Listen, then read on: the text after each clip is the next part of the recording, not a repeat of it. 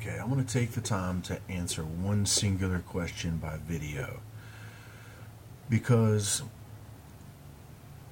it's something that's connected to this totalic whole that will offer you this very broad view, expand your horizon of understanding, and allow you to link up other portions of history in such a way that you've never understood before. My Star Phoenix asks a question, and she states, and I don't know if you're male or female. I don't know why I just said that you're female, but if I'm wrong, I apologize. Says, if they have high technology, why do they need this primitive race to dig these holes and dig into these pits, and it takes them so long if they've got these flying crafts? Listen to what I told you before. You're going to find out that it all links up to itself. The truth is like a magnet to metal. Everything connects.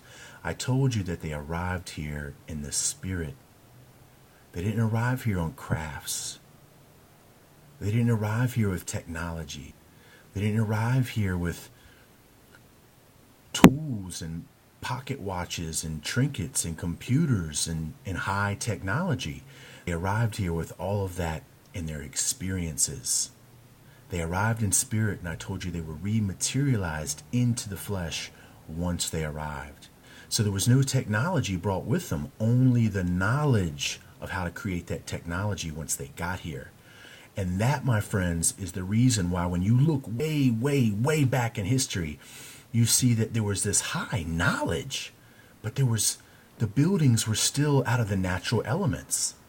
There wasn't any industry created.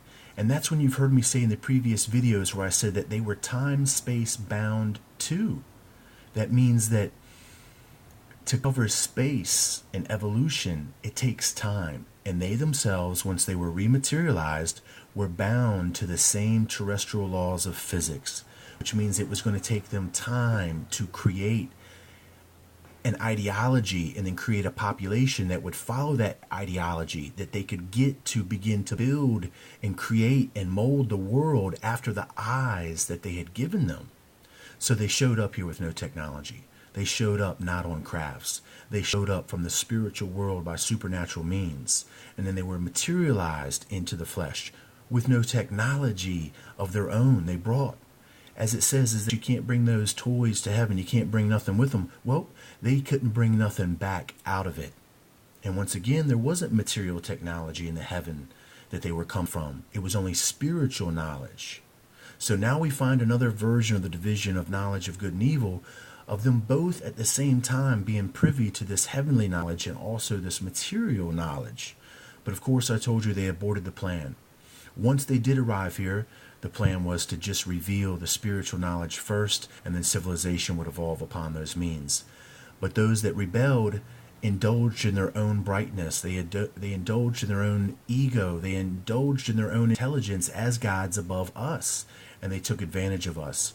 They promoted the material knowledge of which they had, and they made it appear like magic of the gods. And really it was just knowledge of the controls of the terrestrial laws of physics, of which we ourselves would have learned eventually, but yet they've kept from us until this time, even now. So they appear to make themselves as gods by the limiting of the knowledge that they themselves are going to reveal, but only in a spiritual way. So they don't come with technology, with machines and crafts and UFOs. Now think about ancient history. Look back in some of these early UFO researcher books in the furthest back of history. You see that some of these crafts that people were seeing weren't really like the famous light ships that you see now. They were like floating zeppelins and balloons. It shows you that they were using evolving technology themselves as they could evolve it and get the industry to grow to create it. Now, they themselves have created the industry far enough after each age, they collect it and then bring it back underground, collectively grow it, and then they themselves attain the goodness from it. And then at each beginning of age, they make mankind crawl back from its primitive roots. And then underground, they maintain the progresses of the previous age. The progresses of the previous age, the adaptations that they made technologically. Think about it, friends, from micro to macro. I hope that answers your question.